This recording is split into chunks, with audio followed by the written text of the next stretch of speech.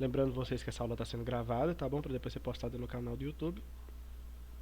E é isso aí.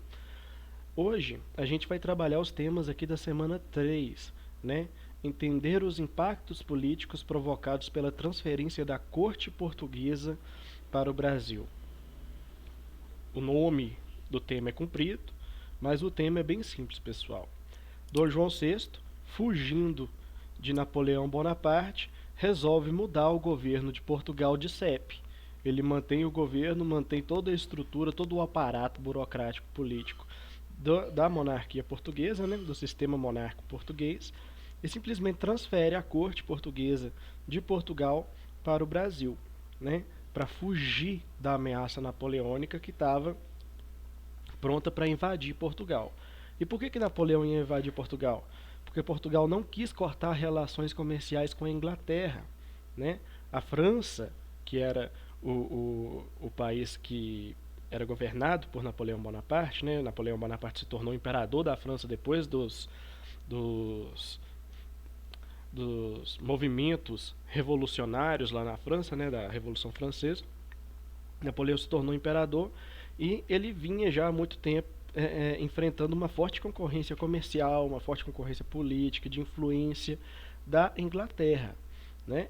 E o que aconteceu? Como a França ela tinha um exército muito poderoso na época, né, um exército de 600 mil homens, Napoleão começou a invadir vários territórios, vários locais, né, da Europa e aumentou muito a dominação francesa sobre a Europa Ocidental, ok? E tentou invadir a Inglaterra também. Mas quando ele foi tentar invadir a Inglaterra, ele foi derrotado pela frota marítima da Inglaterra. A Inglaterra já há muitos séculos, né? Muitos séculos antes desse combate, aí, ela já vinha fortalecendo as suas frotas marítimas, inclusive grande parte do comércio e do crescimento. Mário José. Oi, Maria José. Oi, Edvaldo, bom dia. Bom dia, Rosane, bom dia, Dia, alunos. Maria. Bom dia. Bom dia. O que você está mandando, Maria José? Nossa, Edvaldo, eu fui juntar as roupas da minha mãe, né? Essa parte é muito triste. Sim. Deixei no guarda-roupa, Uhum. tá com energia. Ah, não é complicado mesmo. Essa não é fácil, não. Essa é uma das partes mais dolorosas do luto. Nossa, é muita dor, gente. Nossa, imaginava passar por isso, não. É, meus sentimentos, Maria José. Não deve, Obrigada. consigo nem imaginar. Só quem passa, né, Rosane? Só quem passa sabe como é verdade. É, Fácil, não. tá bom. Dando continuidade aqui, pessoal, ao que eu vinha falando, Napoleão, ele vinha se mostrando uma figura cada vez mais relevante, cada vez mais importante, cada vez mais autoritária dentro do contexto europeu, né? E ele buscou de qualquer forma tentar aplacar essa concorrência que a Inglaterra vinha fazendo, né, à França. Então ele decidiu, depois de falhar na tentativa dele de invadir a Inglaterra, ele decidiu fazer um cerco, né, ao comércio da Inglaterra. O que fortalecia a Inglaterra mesmo era o seu comércio, né? Já no governo de Elizabeth I, foi estabelecido acordos comerciais com piratas, né, entre o governo, entre a monarquia inglesa e piratas mesmo, que passaram a ser chamados de corsários, e o objetivo desses corsários era atacar qualquer navio que se mostrasse contra o comércio, o governo, as ideologias inglesas, né, as políticas inglesas. Então a Inglaterra era uma forte potência marítima nesse período. Então Napoleão, vendo que não conseguiria invadir a Inglaterra e buscando de alguma forma prejudicar a Inglaterra nesse processo de disputa, né, entre França e Inglaterra, o que ele faz? Ele até chegou a ir ao Egito, pessoal. Napoleão chegou a ir ao Egito na tentativa de bloquear a influência comercial da Inglaterra no território do Egito, né? Mas ainda assim não surtiu muito resultado e ele resolveu o seguinte: já estou dominando a maior parte, ele pensou, né? Já estou dominando a maior parte do Ocidente europeu, Então eu vou ordenar que todo mundo, né, pare de fazer comércio com a Inglaterra. Foi o chamado cerco continental. E qualquer país que fizesse comércio com a Inglaterra ia estar declarando guerra ao próprio Napoleão, o que não era vantagem em nenhum aspecto, né? Porque Napoleão tinha um exército de 600 mil homens e vivia se gabando disso. Em várias cartas ele fala assim: você vai enfrentar não a mim, mas a França e seu exército de 600 mil homens, né? Ele sempre se representava também como o Estado, até que é uma coisa até paradoxal, porque a Revolução Francesa ela vai trazer um movimento que defende uma república, né? Enquanto a gente vê que os desenrolares da Revolução Francesa vão levar à ascensão de Napoleão, que se torna um imperador com poder praticamente absolutista, né? Então, tá lá, né, Napoleão, aquele tirano, e ele começa a mandar cartas para Dom João VI, que então era o príncipe regente de Portugal. E a história de Dom João VI é muito engraçada, pessoal. Dom João VI era uma figura muito caricata. Ele era gordinho, né? Era muito inteligente, muito culto, né? Ele era um cara muito bem formado, mas ele era muito caricato, né? Ele tinha horror pela sua esposa, a Carlota Joaquina, né?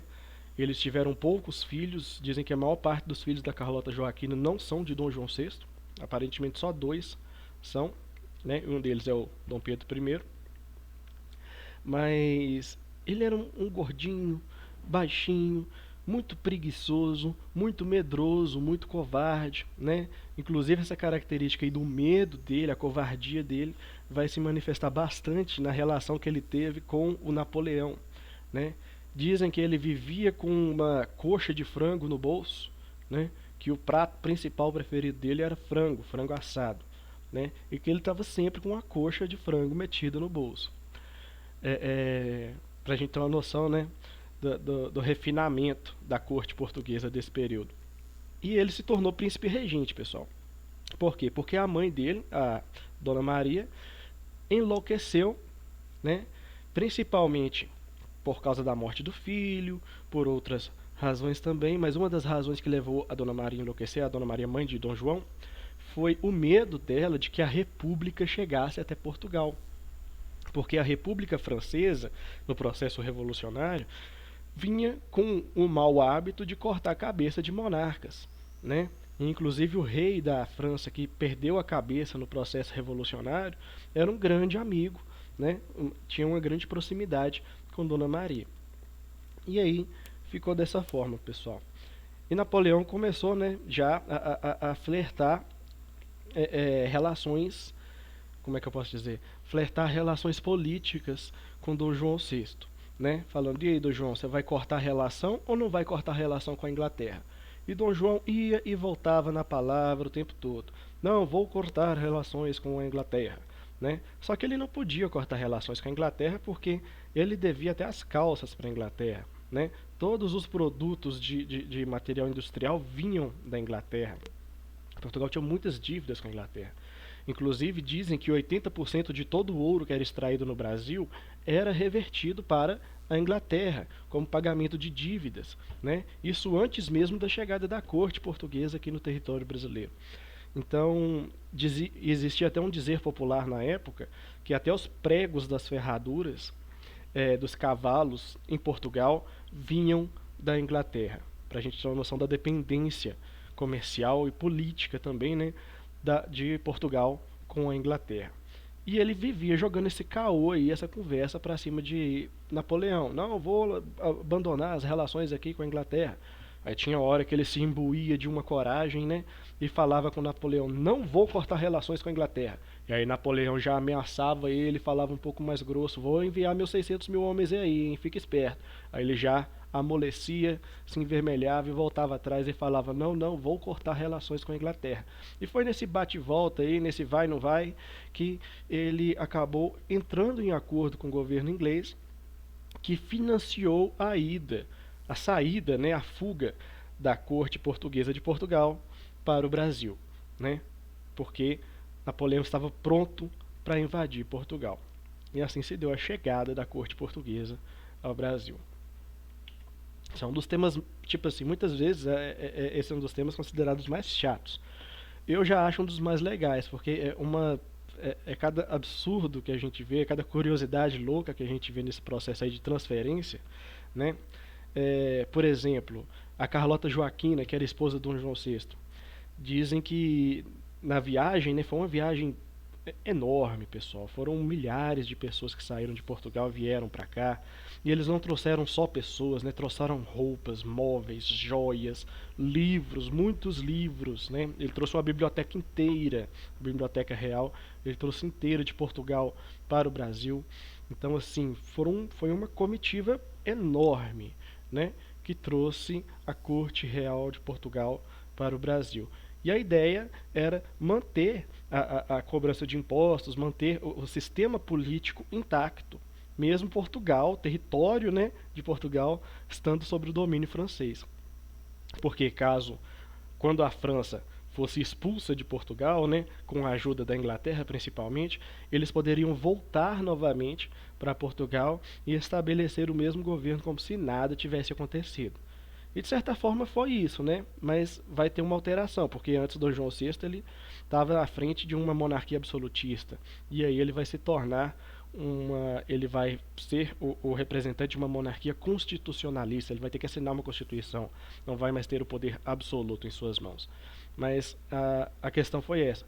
E dizem que nessa comitiva, né, houve um surto de piolhos e as mulheres tiveram que raspar as suas cabeças, né? Os homens tudo bem, porque os homens já usavam aquelas perucas, né? Aquelas perucas da corte, mas aí as mulheres elas tiveram que raspar as suas cabeças e não tendo com que cobrir, né, as suas cabeças despeladas, elas começaram a amarrar panos nas cabeças e chegaram aqui, né, no Brasil, inclusive a rainha Carlota Joaquina, né? A rainha não, ainda não, né? A rainha ainda era a mãe de Dom João. Quando chegaram aqui, ela era a esposa do príncipe regente, a princesa regente, né? Chegaram aqui, ela estava lá com aqueles panos na cabeça e o povo brasileiro ficou maravilhado. Olha só, esses panos na cabeça, que coisa luxuosa, que coisa maravilhosa. E acharam que isso era a última moda em Portugal. E todo mundo começou a usar pano na cabeça aqui também por causa desse evento aí dela chegar com o pano amarrado na cabeça. Não porque era moda, mas por causa de um surto de piolhos aí que ela acabou perdendo todos os cabelos na viagem, né? Então é um assunto muito interessante, tem muito pano pra manga aí nesse tema. Vamos lá. Recomendo que vocês sigam o meu canal, Professor Edivaldo História, e aquela mesma reza do YouTube, né? Curta, compartilhe, se inscreva no canal e clique no sininho. Todas as nossas aulas são postadas lá. E aqui também o canal do professor Dimas Antônio. Parte dos conteúdos das nossas aulas são tirados do canal dele, tá bom? E a mesma reza eu indico para ele. Se inscrevam, cliquem no sininho, curtam e compartilhem os vídeos dele lá. Ele posta sempre as correções das atividades com uma certa antecedência, tá bom, pessoal?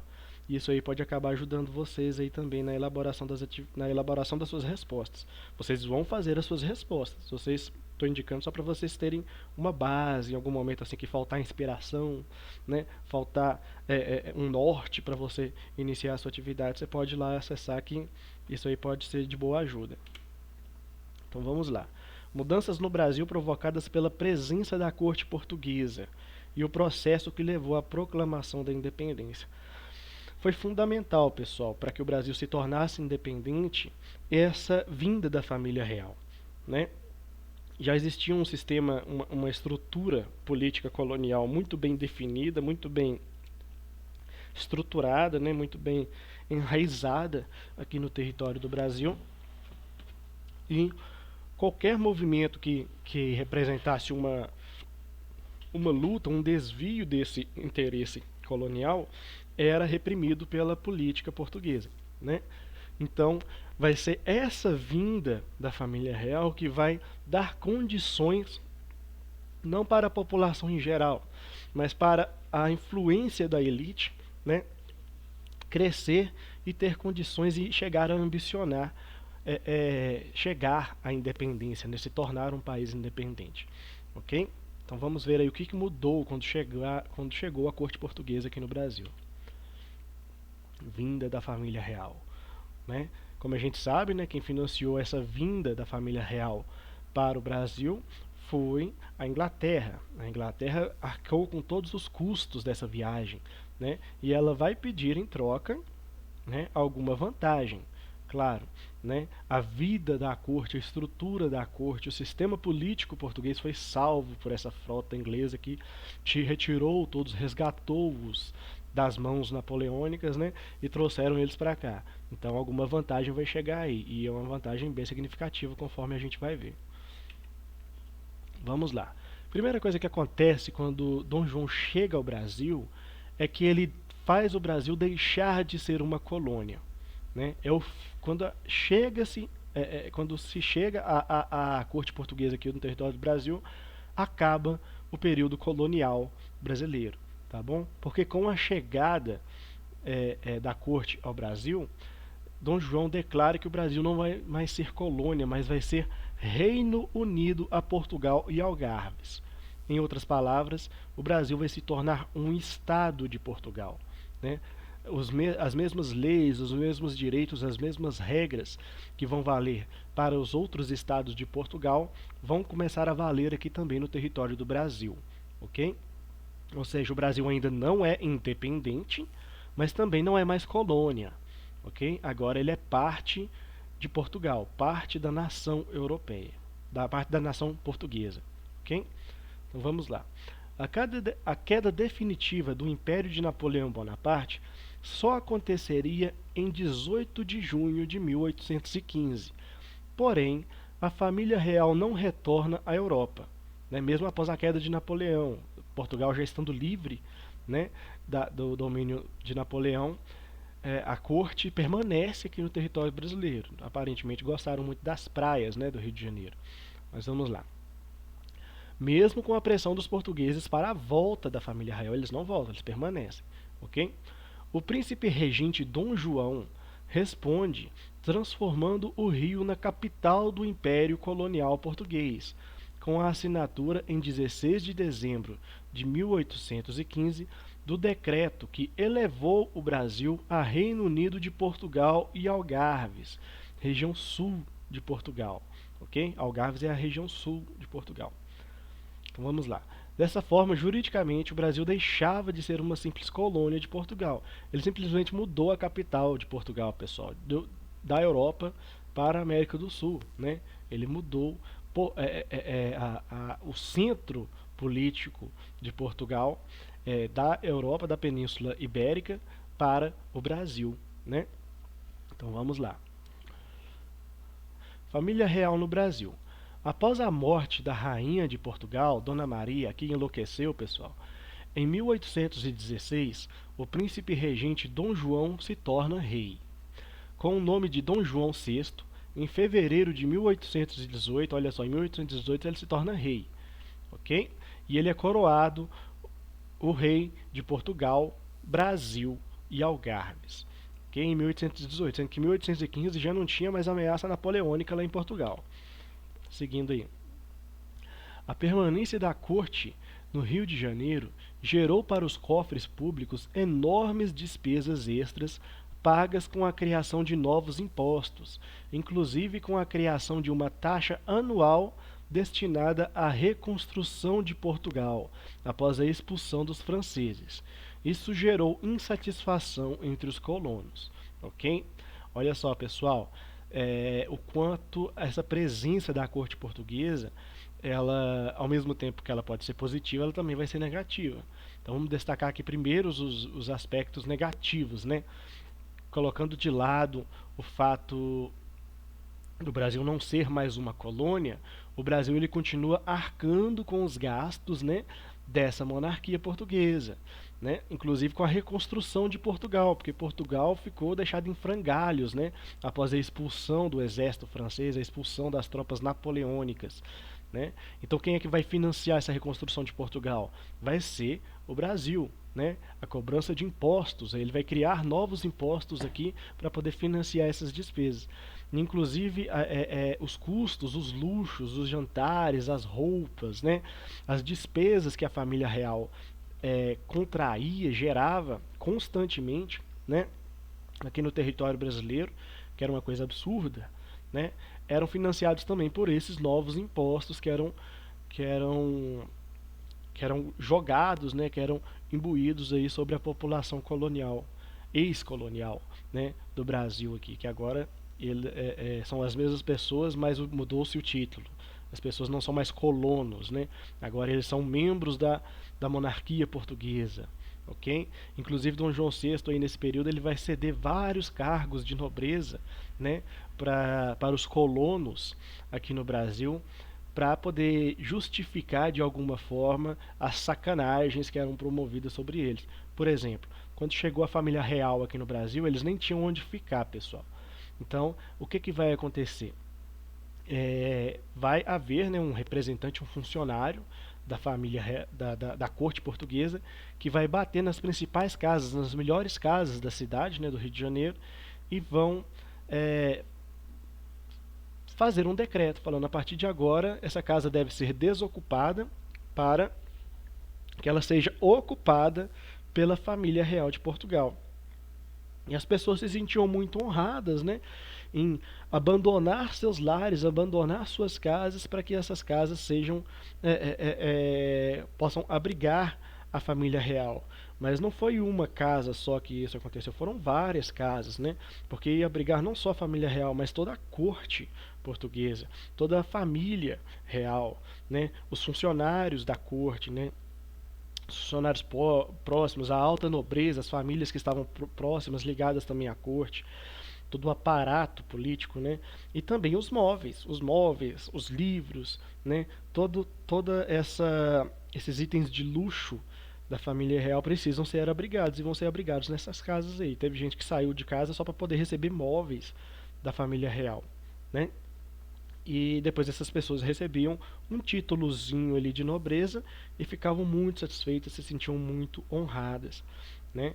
Inclusive, tem uma situação aí com a chegada da família real aqui no Brasil, né? Que é a cerimônia do beijamãos, onde Dom João VI ele ficou lá, né, sentado e recebeu as pessoas mais importantes do Rio de Janeiro, né? A principal elite, a nata da sociedade, foi encontrar com Dom João VI. E a gente sabe que Dom João VI era aquela figura que eu descrevi para vocês, né? Sujo, não gostava de tomar banho, né? Era muito medroso, era um baita covarde, né? Era muito inteligente, era um grande estrategista. Pode-se dizer que ele foi o único monarca que conseguiu passar a perna em Napoleão, né? Que é justamente conhecido na história pela sua estratégia, pela sua inteligência, pela sua sagacidade, né? Com exceção do final do reinado, onde ele começou a vacilar, trocar pés pelas mãos, invadiu a Rússia e se deu mal na Rússia, né? Mas enfim, estava lá aquela cena, todo mundo indo lá beijar as mãos do Dom João. E Dom João, como a gente sabe, né, tinha sempre uma coxa de frango enfiada dentro da algibeira, né, que é o bolso que ele trazia lá, tinha sempre a coxa de frango frito, a coxa de frango assado. Então a mão dele devia ser aquela gordura, né? E o bicho já não gostava muito de tomar banho, não era muito apegado a hábitos de higiene, né? E as pessoas iam lá e tinham que beijar as mãos do rei. Imagina que cena, né? Cena terrível. Mas é isso aí, pessoal. Vamos continuar aqui. A Revolução Pernambucana de 1817. Ocorreu em 1817 em Pernambuco e se espalhou por Paraíba, Rio Grande do Norte e parte do Ceará. Foi um movimento republicano e separatista. A elite agrária local estava extremamente insatisfeita com os prejuízos provocados pela crise na produção de açúcar. Os revoltosos chegaram a organizar um governo provisório e a convocar uma Assembleia Constituinte. A repressão ao movimento foi organizada na Bahia e no Rio de Janeiro. Os rebeldes permaneceram no poder por 75 dias, de 6 de março a 19 de maio de 1817, quando finalmente foram vencidos. Ok? Então aí a gente vê, né, na Revolução Pernambucana um movimento amplo, um movimento grande, né? Muitas províncias entraram dentro desse movimento aí republicano, né? Olha só as ideias da República saindo da Europa e chegando aqui no Brasil, né? As ideias da Revolução Francesa que vão influenciar em né? Diversos movimentos de independência, né? Essas ideias influenciadas profundamente pelos ideais iluministas. Aí chegam aqui essas ideias e, passando por uma forte crise por causa da produção do açúcar, Pernambuco impõe, né, a elite pernambucana lidera aí essa revolução, né, que toma o poder, e essa corrente revolucionária, essa onda revolucionária vai se espalhando aí por outras províncias até ser reprimida, né, 75 dias depois, pelas tropas da corte portuguesa. Ok? A Revolução Liberal do Porto de 1820. Essa revolução, pessoal, ela vai acontecer em Lisboa, né, em Portugal, e vai ser fundamental para a volta da família real portuguesa a Portugal, ok? A Revolução Liberal do Porto foi um movimento ocorrido em 1820, 5 anos depois da queda de Napoleão. Né? Napoleão caiu em 1815, na cidade do Porto, em Portugal. Entre várias reivindicações, os integrantes exigiam a promulgação de uma Constituição, ou seja, o rei ele não poderia governar mais, tomar decisões pela sua própria autoridade, né? Ele teria que governar, teria que tomar as decisões dele em consoância com as decisões de um parlamento, né? De um parlamento composto por representantes da população portuguesa, ok? Eles exigiam a promulgação de uma Constituição e exigiam também a volta da corte portuguesa que se encontrava no Brasil. Então, Dom João VI deve pegar a corte que ele trouxe para cá e voltar para trás, voltar para Portugal, né? É uma das exigências da Revolução Liberal do Porto. Caso contrário, ele vai perder o domínio de Portugal, né? Vamos lá. Pressionado, Dom João VI acabou voltando para Portugal com parte de sua família e com parte da nobreza da corte no dia 25 de abril de 1821, ok? Então ele acaba cedendo e volta para Portugal, mesmo porque se ele não cedesse, né, Portugal, o Brasil oficialmente, né, antes da vinda da corte, ela era uma colônia de Portugal e não se sabe como que isso poderia se desenrolar se Dom João, se a corte portuguesa, né, se a corte de Bragança, ela se desligasse do território português. Ele temia, provavelmente, né, estou dizendo assim com base na minha opinião, provavelmente ele estava temendo até uma invasão de um governo, de uma república liberal, né, de uma república portuguesa não monárquica ao território do Brasil, né, em retaliação ou talvez até em busca de restabelecer o controle de Lisboa sobre o território do Brasil, né? Então ele volta com a corte, né, com parte da corte pelo menos, para Portugal em 1821. No Rio de Janeiro, né, fica o filho mais velho do Dom João VI, que é o Dom Pedro, e ele fica aqui a cargo como príncipe regente. Então ele vai ser o representante máximo, né, do rei português aqui no território do Brasil. Avançando aqui. Algumas das reivindicações, né, que caracterizaram aí a Revolução do Porto de 1820. Primeiro, Portugal pressionava pela subordinação das províncias brasileiras diretamente às cortes de Lisboa e não a Dom Pedro. Ou seja, Portugal não queria que o Brasil ele tivesse essa autonomia, né? tivesse o Dom Pedro como representante das províncias brasileiras, né? Porque isso dava muita autonomia ao Brasil, e a ideia da Revolução do Porto, né? Uma das principais reivindicações é que o Brasil voltasse a ser uma colônia, que o Brasil deixasse de ser um território parte de Portugal, né? E voltasse a ser uma colônia. Outro ponto aí, o abaixo-assinado com 8.000 assinaturas, pedindo que Dom Pedro permanecesse no Brasil. Então, né, foi feito esse abaixo-assinado aí, principalmente com elites, com pessoas poderosas aqui da região, né, pedindo que Dom Pedro permanecesse no Brasil. Esse abaixo-assinado foi entregue a Dom Pedro. E no dia 9 de janeiro de 1822, Dom Pedro decide ficar no Brasil, no chamado Dia do Fico, né?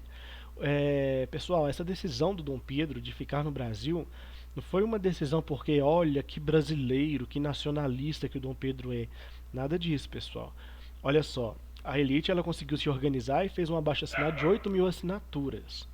Vamos imaginar que Dom Pedro volte para o Brasil, volte para Portugal, perdão, né? Deixe o Brasil e volte para Portugal. Isso geraria um sério problema. Por quê? Porque a corte portuguesa, não, estou falando errado, pessoal. Porque a elite brasileira, né, ela já tinha se estabelecido e ela tinha ganhado grande influência com a chegada de Dom João aqui no território. Porque Dom João permitiu que o Brasil fizesse comércio com outros países, né, tanto para vender quanto para comprar. Então o Brasil, como um estado de Portugal, ele tinha os mesmos a mesma autonomia que qualquer outro estado de Portugal. O Brasil tinha a mesma autonomia que Algarves, por exemplo, né? Então, isso tudo fortaleceu bastante a atuação comercial, a atuação política, né, a autonomia dessa elite brasileira. E se Dom Pedro voltasse para Portugal, ele estaria arriscando, né, estaria jogando na sorte aí, que talvez sim, talvez não, mas muito mais provavelmente que sim, estouraria um processo de independência aqui no Brasil, com ideias republicanas, né? O que era o grande terror da monarquia, eram os governos republicanos, e Portugal perdesse completamente qualquer influência aqui sobre o território do Brasil, né? Então, Dom Pedro ele fala que não vai voltar para Portugal nada não, conforme era exigido, né, por Lisboa. E ele fala que vai continuar aqui no Brasil. Ele desobedece a ordem que vem de Lisboa para ele voltar e fica no Brasil. E aí, a gente sabe, né, que isso aí vai acabar desembocando no rompimento total aí da política brasileira com a política de Portugal. Total não. Se eu falar que é total é um exagero, né? Porque o Brasil ele vai continuar muito ligado à monarquia portuguesa, apesar de se configurar agora como um governo independente. A proclamação da independência aí, vamos lá. Em viagem para a província de São Paulo, para obter apoio, quando estava com suas tropas às margens do rio Ipiranga, Dom Pedro, inclusive, pessoal, dizem que essa parada que eles fizeram às margens do rio Ipiranga foi para Dom Pedro poder se arriar, poder se aliviar, né? Que ele estava com o intestino muito cheio e estava precisando dar uma esvaziada. E aí ele para lá nas margens do rio Ipiranga e diz que ele ainda estava agachado quando recebeu esse comunicado, né? Chegaram lá gritando e ele lá agachado lá naquela situação toda, com um comunicado escrito das cortes de Lisboa revogando os decretos do príncipe e exigindo seu imediato retorno para Portugal. Ou seja, o decreto estava falando que tudo aquilo que Dom Pedro decidiu, inclusive que Dom João decidiu, né, que o Brasil seria um estado. Lisboa estava falando, agora o Brasil vai ser colônia de novo, né? E você saia daí e ponha-se dentro de um navio e volte para Portugal. E ele ainda estava lá naquela situação, naquela posição complicada, né, quando recebeu esse decreto. E aí ele não viu outra saída, né, a não ser a proclamação da independência. Isso aí foi em 7 de setembro de 1822. Então, quando a gente vê aquele quadro heróico, né, acho que até do Pedro Américo, se eu não me engano, de Dom Pedro erguendo a espada em cima de um cavalo, aquela cena lá, né, onde todo mundo está lá,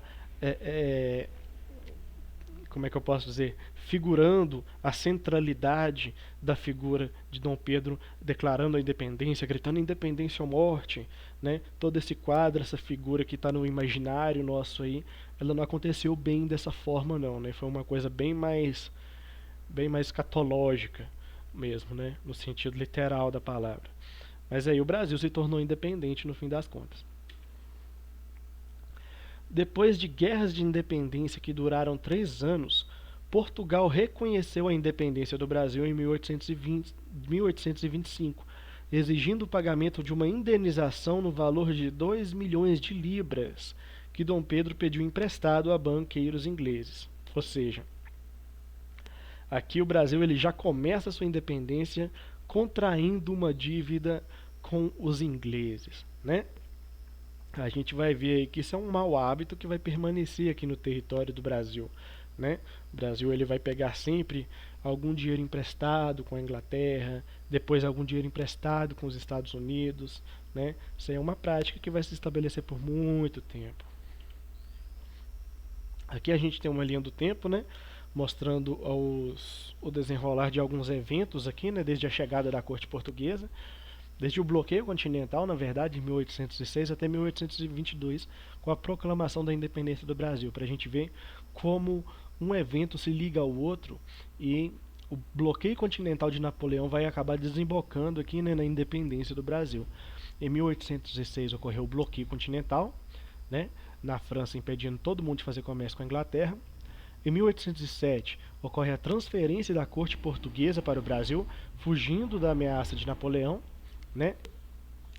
Em 1808, Dom João declara a abertura dos portos às nações amigas e o Brasil, que antes só podia fazer comércio com Portugal, agora iria fazer comércio com todas as nações próximas a Portugal, as nações amigas de Portugal, né? E principalmente com a Inglaterra, que vai ter uma taxa alfandegária menor do que a taxa alfandegária dos próprios produtos portugueses, ou seja, os produtos ingleses vão entrar no Brasil mais baratos do que os produtos ingleses. Isso aí vai gerar uma satisfação enorme dos comerciantes portugueses, né, que vão ver grande parte do seu campo de comércio aí sendo perdido para os produtos ingleses, né. Em 1815, a gente tem a elevação do Brasil a Reino Unido de Portugal e Algarves. Então aqui em 1815 o Brasil deixa de ser uma colônia e se torna um território de Portugal, né. Em 1820 ocorre a Revolução Liberal do Porto, né? E aí Dom João VI volta em 1821. Em 1822 ocorre a proclamação da independência do Brasil, conforme a gente falou aqui, ok? E é isso aí. E agora vamos para as atividades. A questão 1. Como ficou Portugal enquanto a corte portuguesa permaneceu no Brasil? O que a gente pode estar respondendo aí, pessoal? Portugal era governado por uma junta presidida por Lord Beresford, que comandava o exército e mantinha sob seu controle a nação portuguesa. Ok? A economia vivia um momento de profunda crise. O comércio estava decadente, as cidades destruídas por causa das lutas com os franceses e as manufaturas portuguesas não tinham condições de concorrer com as inglesas.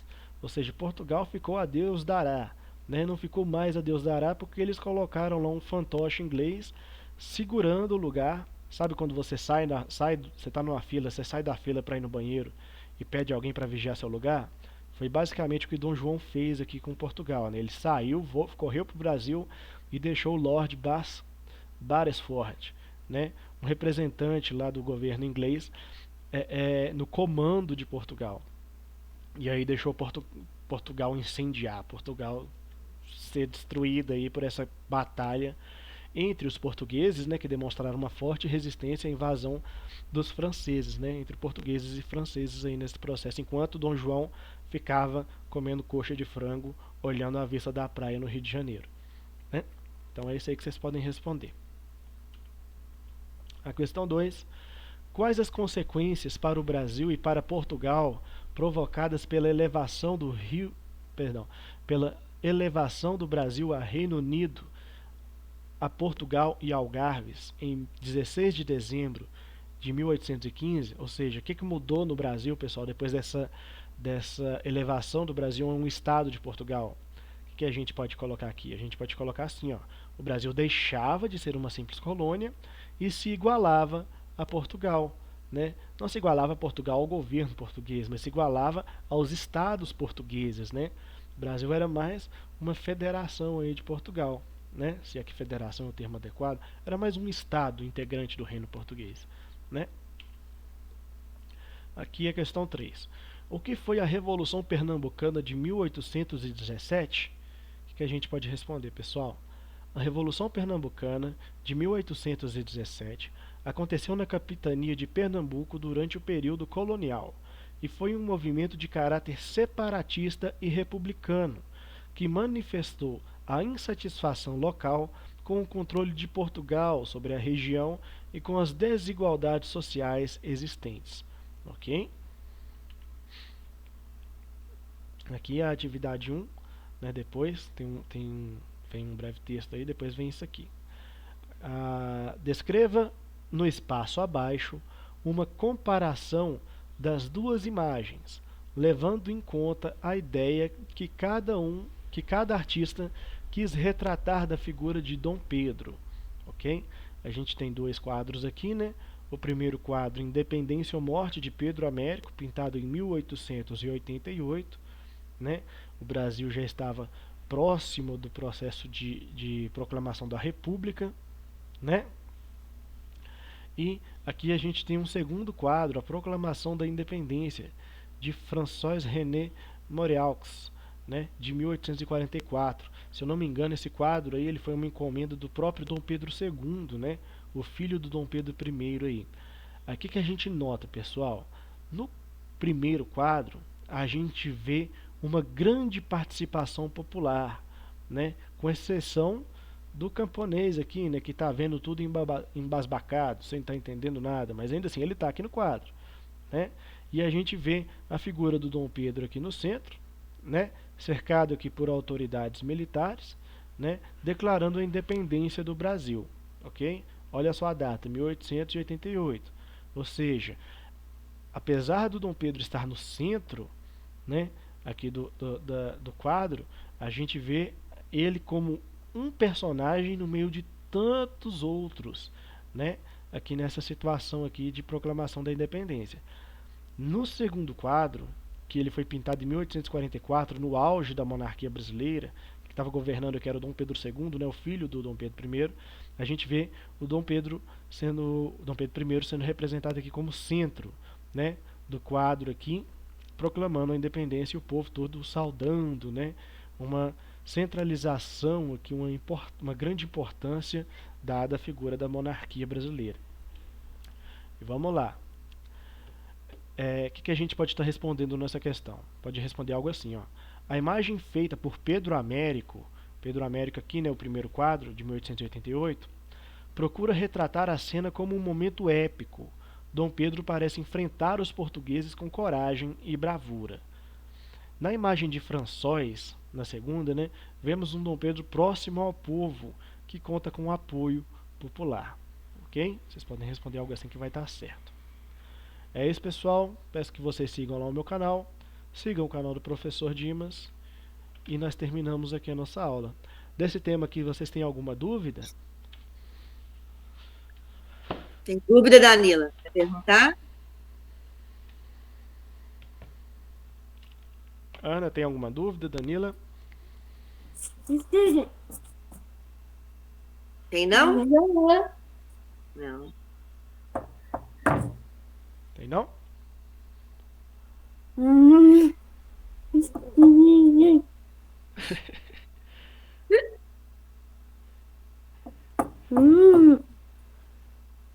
Vai, Danila.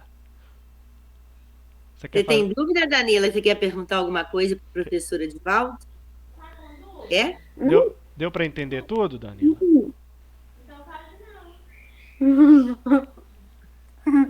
Hein, Danila? Responde, professor. Oi, Danila. Deu para Danila. entender tudo?